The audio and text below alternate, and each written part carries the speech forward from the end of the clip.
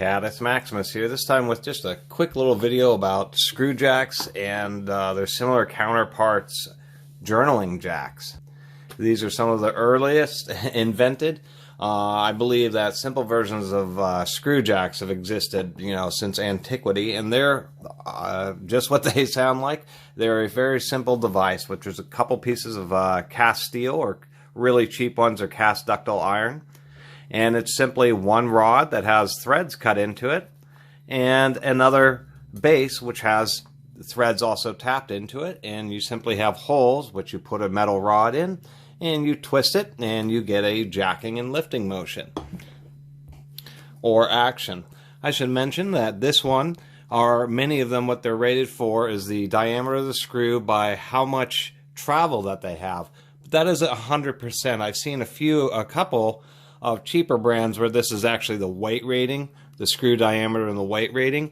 That 1 1/4 inch would actually be the measurement of the outside diameter of the threads. This undercut area is still only about 1 inch, so it's not, perfectly accurate, but that's how they rate these.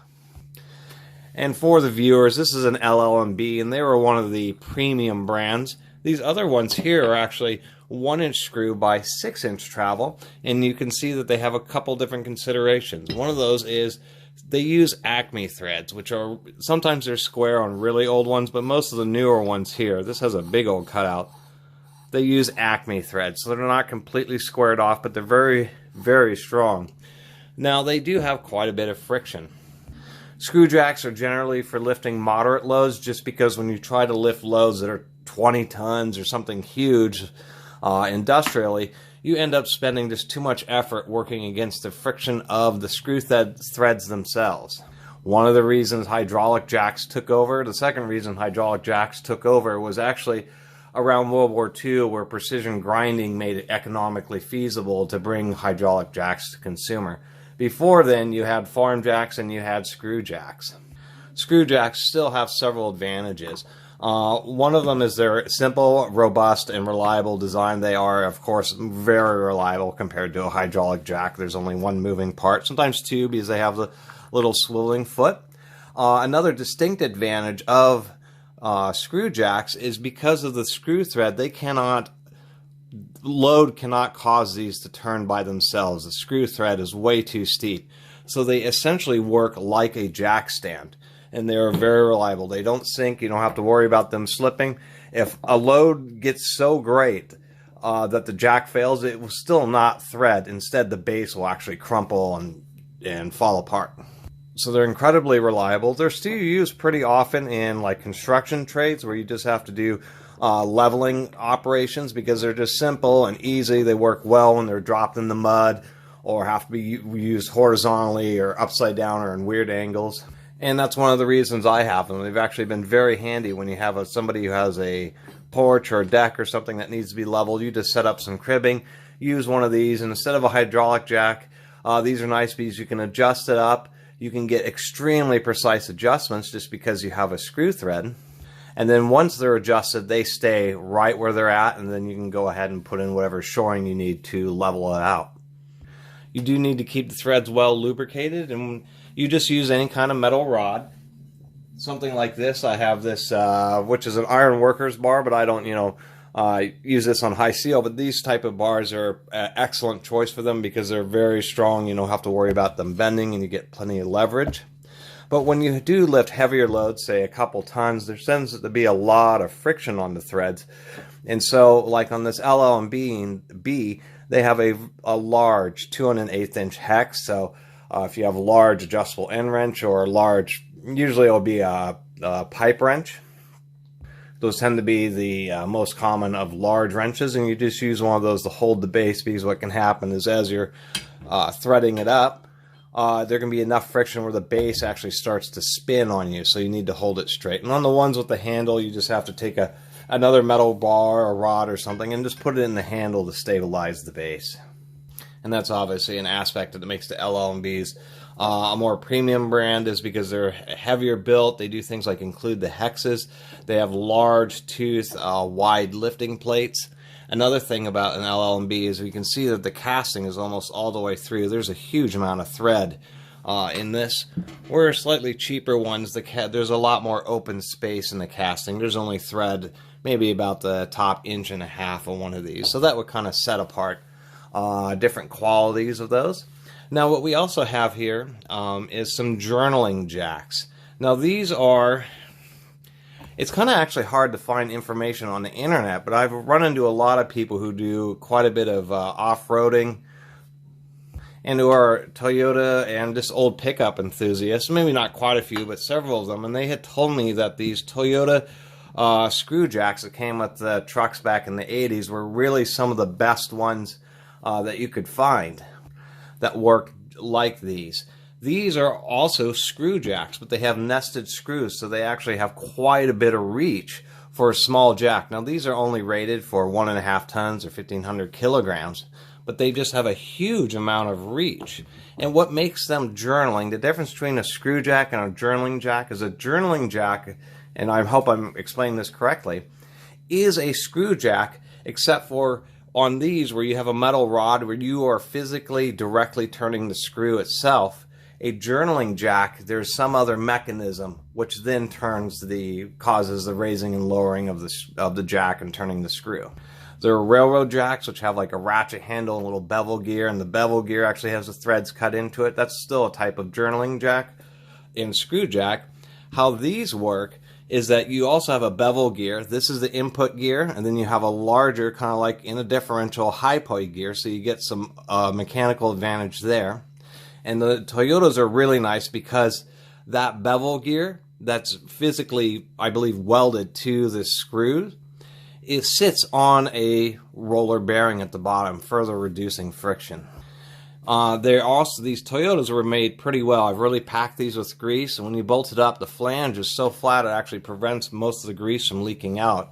And I'm not going to open one up here because there'll actually be a pool of liquid grease at the bottom of the jack. It's actually surprising how well sealed these are just for being stamped sheet metal. The Toyota ones, Nissan and a few other manufacturers had ones like them, but going through junkyards and finding these, I've ran into a lot of them. The Toyotas seem to be the heaviest duty and the most well built. One thing I did notice is that really early versions of these were screwed together and were very high quality. It seemed later ones, they did get cheaper, and they used stamped eyelets, so you can actually take them apart and maintenance them or re-grease them. But I did want to point these out because these things work great. They're just like these, where they have a screw thread. They cannot be pushed down. The jack will collapse before it settles at all. They're tremendously reliable and quite robust. And the big advantage of these is, for a sacrifice of a bit of lifting capacity that you have with these, you get a huge amount of extension. And let me readjust the camera and I'll demonstrate that. Now, a big advantage of these versus these type of screw jacks, when you don't need more than 3,000 pounds of lifting force, which a lot of construction activities, general work on vehicles, such as holding up a transmission or something when you're trying to unbolt it, these are just great for. And one of the big reasons is because of this input. Instead of having a big bar that you're swinging around that you need a lot of space for, these work obviously in a very compact fashion, where you have a handle and a hook that goes in here. You can use a straight bar. Many people that I talk to actually ground a couple little flats because this is partially rounded, and then you're able to actually use a socket on it and a ratchet and extension. You never want to use impact wrenches on the gearing in here because it would easily shatter it, but surprisingly enough, a strong drill will easily drive one of these up and lift load. And so these have a screw inside a screw, and so they give you a whole bunch of extra extension. I'll show you. Here we go. I found a socket that comes close enough to holding onto this so we can run it up. And we can't, it's kind of hard to see, but there's a little hole, and this hole unfortunately allows a lot of debris to get in there. But it's also an easy way to dump in oil on any of these to help lubricate them. But you can actually see the screw turning inside, and they have a huge amount of range. We'll go ahead and run this up.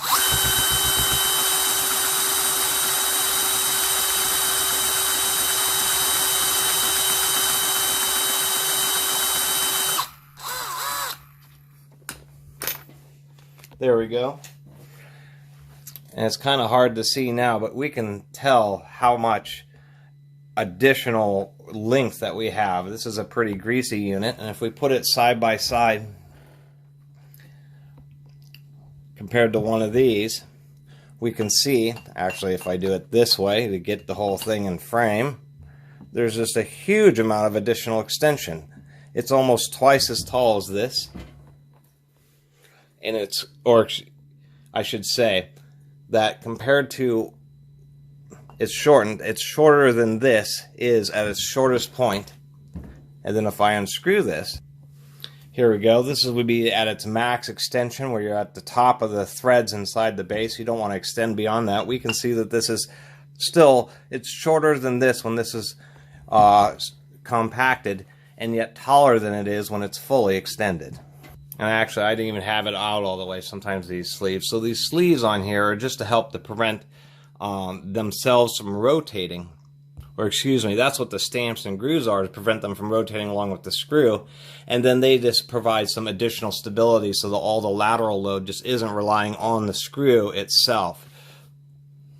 And I also thought it was smart of Toyota, they have a little yellow dot. What tends to happen is the inner sleeves extend out first, and then the thickest one at the bottom extends out last. And so you have that little yellow dot so you know that you're getting towards the maximum reach.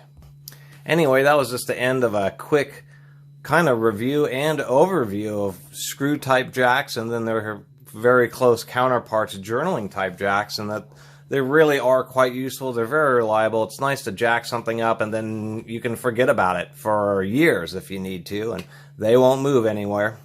And that's really one of the biggest advantages to them, is just the fact that they have jack stand like quality of just not having to worry about it, you know, shifting or moving on you without you needing it to. Unlike a hydraulic jack, which can leak down. If you overload a hydraulic or one of these, you'll know it, because things will start bending. It'll be almost impossible to turn. Or on a hydraulic jack, you can start lifting a load and then it will start bypassing and it can go back down. You know, all sorts of issues with hydraulics, and that's what makes the screw jack still relevant today.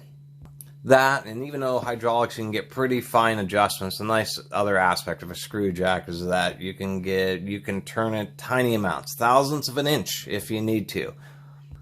Actually, the last time I personally used these was to help level out a 15-inch chuck engine lathe. The thing weighed about, 2,800 pounds, but the thing, when you get in the big, heavy machine tools like that, and lathes with real long straight sections on them, the beds, they actually have to be real leveled. They have to have pressure on all their little feet, because the weight of the machine itself will cause it to want to bend and deflect. It's actually true. And these are a great style jack to do that with, because you can get it adjusted exactly where it needs to be. You use something known as a master precision level to do it.